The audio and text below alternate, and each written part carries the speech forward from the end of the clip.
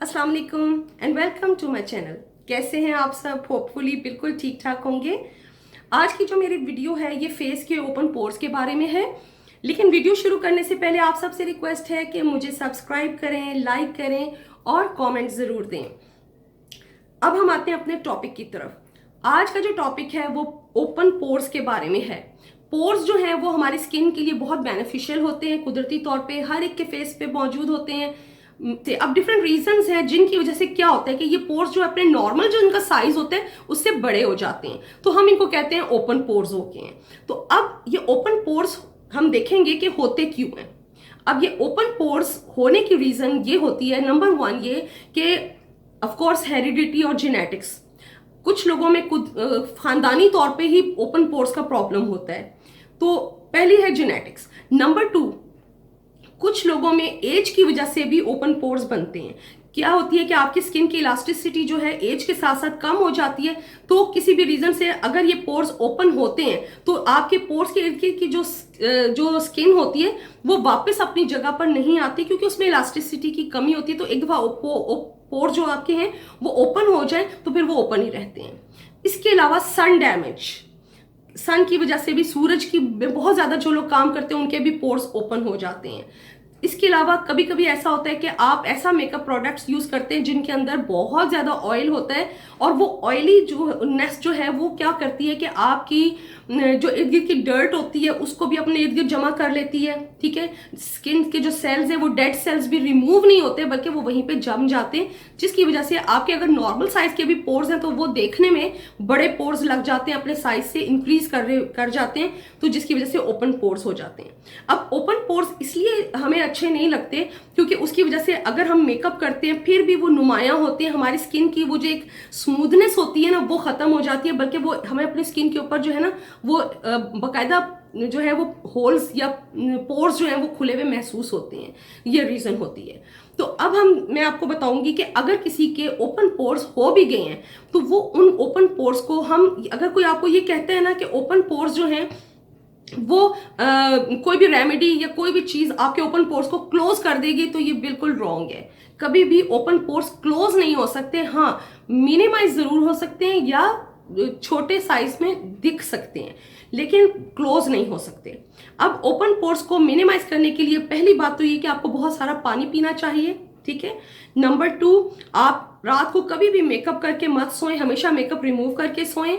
Number three, आपने कभी भी स्किन को, जो अगर इवन ऑयली स्किन वाले भी हैं वो जब फेस वॉश करते हैं तो उसके बाद मॉइस्चराइजर जरूर लगाएं। इस सुबह और रात को जरूर आप क्लींजिंग करें। अब मैं आपको एक ऐसी होम रेमेडी बताऊंगी जिसकी वजह से आपके अगर पोर्स ओपन है तो वो इतने मिनिमाइज हो जाएंगे कि वो लगेगा जैसे पोर्स है ही नहीं है आपके।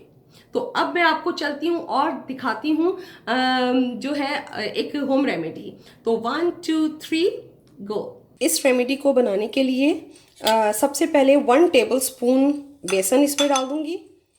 उसके बाद इसमें 1/4 इसमें हल्दी डालूंगी और इसमें 1 टेबलस्पून योगर्ट वो डाल दूंगी।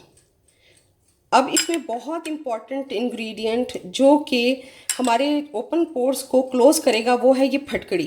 फटकड़ी इस तरह की शक्ल में आती है और अब मैं इसको पीस लूँगी बारीक पाउडर फॉर्म में, और इसको पीसूंगी मैं कुंडी डंडे में। अब ये देखिए बिल्कुल पाउडर फॉर्म में ये हो चुकी है, बिल्कुल पाउडर फॉर्म में हो गई है फटकड़ी, बिल्कुल इस तरह पाउडर फॉर्म में। तो ये 1 टीस्पून ये फटकड़ी भी डाल रही हूँ इसमें। अब हमने इसका अच्छा सा यूँ पेस्ट बना लेना। लेकिन अगर आपको लगे कि बहुत ज़्यादा थिक है और अभी पेस्ट नहीं बन रहा, तो ये देखिए मैंने रोज़ वाटर रखा हुआ है, तो थोड़ा सा आप इसके अंदर रोज़ वाटर डालें और उसके बाद इसका अच्छा सा पेस्ट बना लें। ये हमें इसका इतना थिक पेस्ट चाहिए होगा जो कि हम फेस पे लगा सकें। ये जो हमने पेस्ट बनाया था ये हम अब मैं आपको अप्लाई करने का तरीका बताऊंगी और बाद में रिमूव करने का तरीका भी बताऊंगी। इसमें जो इंग्रेडिएंट्स हैं ये 2 तरह से काम करेंगे। नंबर 1, इसमें जो फटकड़ी डाली है वो एक तो आपके पोर्स को टाइट करेगी, और सेकेंडली आपके बालों की ग्रोथ, जो आपके फेशियल बालों की ग्रोथ होती है उसको भी ये कम करते करते एक वक्त में ख़त्म कर देगी, क्योंकि फटकड़ी जो है वो आपके बालों की ग्रोथ को कम कर देती है।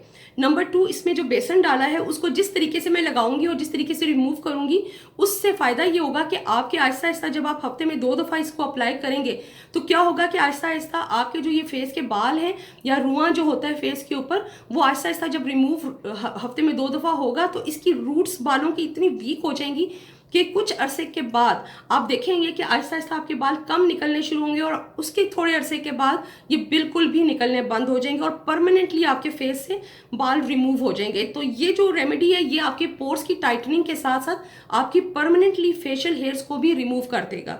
तो अब इसको लगाने का मैं तरीका आपको सबसे पहले बताती हूँ कि इसको लगाने के लिए आप ब्रश से भी लगा सकते हैं, या जैसे मैं अब आपको लगा रही हूँ हाथ से मैं लगाने का तरीका बताती हूँ।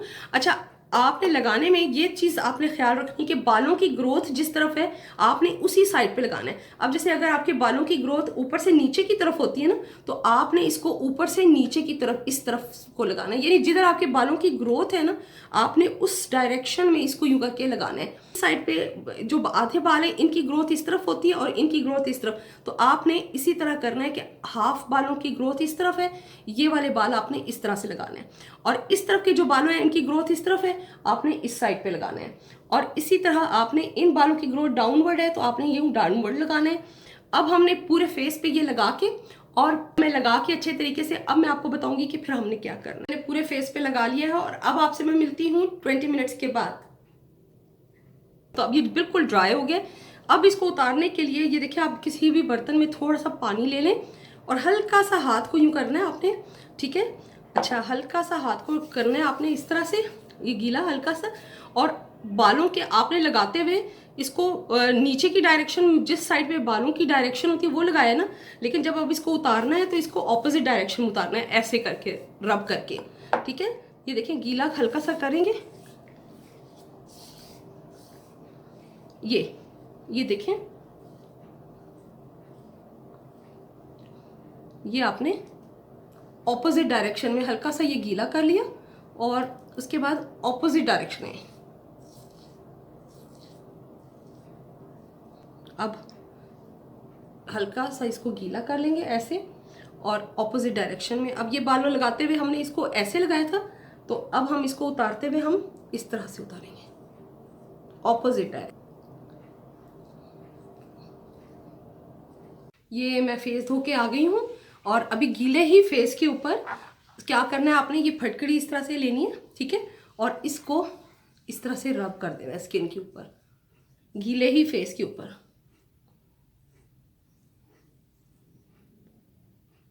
पूरे फेस के ऊपर अच्छे से इसको रब करके, और उसके बाद आप इसको ऐसे ही छोड़ दें और ड्राई होने दें। जब ये ड्राई हो जाएगा तो फिर आपने सादे पानी से विदाउट एनी सोप आपने फिर दोबारा इसको फेस को वॉश करना है, उसके बाद मॉइस्चराइजर लगा लेना है, साबुन यूज़ नहीं करना। तो इस तरह से आप देखेंगे कि ये जो मैं बाद में ये लगाई है इसकी वजह से भी आपके पोर्स जो है ना बहुत ज़्यादा मिनिमाइज हो जाएंगे, क्योंकि इसमें ये क्वालिटी है कि ये आपके पोर्स को जो है ना बिल्कुल टाइट कर देती है। और जो हमने ऑपोजिट डायरेक्शन में ये किया उससे आपके ये सारे यहाँ से बाल जो है वो रिमूव हो जाएंगे। और जब वीक में 2 टाइम्स आप करेंगे तो जाहिर बात है कि बार बार जब रिमूव होते रहेंगे तो क्या होगा कि इनकी रूट्स वीक हो जाएंगी बालों की, और वो जो हल्का सा रुआं सा होता है वो भी बिल्कुल ख़त्म हो जाएगा। फेस वॉश करने के बाद मुझे 3 चीज़ें फील हुई हैं। नंबर 1 कि मुझे अपने पोर्स जो है वो काफ़ी मिनिमाइज्ड फील हो रहे हैं। नंबर 2 मुझे स्किन टच करने में बहुत स्मूथ महसूस हो रही है। नंबर 3 मुझे स्किन में एक खिंचाव सा महसूस हो रहा है, इलास्टिसिटी जैसे इंक्रीज हुई है। तो हफ्ते में 2 दफ़ा आप इसको अप्लाई करें और होपफुली आपको पसंद आई होगी। मुझे लाइक सब्सक्राइब ज़रूर करें और अब दें मुझे नेक्स्ट वीडियो तक इजाज़त। अल्लाह हाफिज़।